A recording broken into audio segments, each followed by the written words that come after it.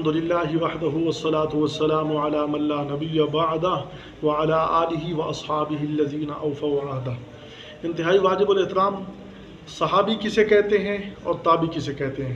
دو زمانے کے دو لوگ، ایک صحابی اور ایک تابعی، ان کی تعریف کر کے بات ختم کروں گا۔ صحابی کسے کہتے ہیں؟ علامہ ابن حجر عسقلانی رحمہ اللہ فرماتے ہیں کہ صحابی وہ ہے کہ جس نے ایمان کی حالت میں رسول اللہ صلی اللہ علیہ وسلم کی زیارت کی اور ایمان کی حالت میں دنیا سے رخصت ہوا، وہ صحابی کہلاتا ہے۔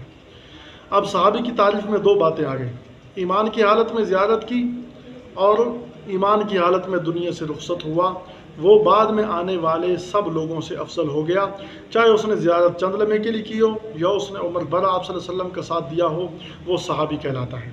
اب صحابی کی تعریف کے اندر ایمان کی حالت میں زیارت کرنا اور ایمان کی حالت میں وفات پانا یہ بات ہے۔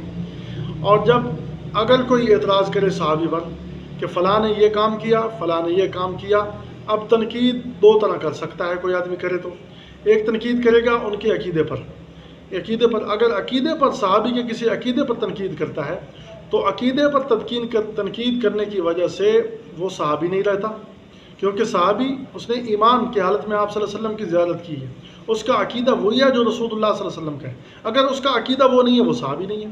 اگر عمل کی وجہ سے تنقید کرتا ہے، مثلا کہتا ہے کہ فلاں صحابی نے چوری کی، فلاں نے زنا کیا، فلاں سے یہ کام ہوا، تو اب وہ صحابی کی تعریف میں بھی شامل نہیں۔ سوال یہ ہے کہ کیا چوری کرنے سے وہ صحابیت سے نکل گیا؟ نہیں نکلا۔ کیا زنا کرنے سے وہ صحابیت سے نکل گیا؟ نہیں نکلا۔ تو جب عمل کا لفظ ہی صحابی کی تعریف میں نہیں ہے تو پھر اعتراض کرنا عمل کو لے کر یہ بے جا ہے۔ تو گویا کہ صحابی جس نے ایمان کی حالت میں آپ صلی اللہ علیہ وسلم کی زیارت کی اور ایمان کی حالت میں دنیا سے رخصت ہوا، وہ صحابی کہلائے گا۔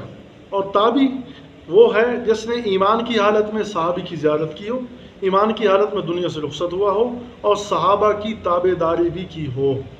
صحابہ کی تابع داری، اگر اس نے تابع داری نہیں کی تو وہ تابع کہلانے کا لائق نہیں ہوگا۔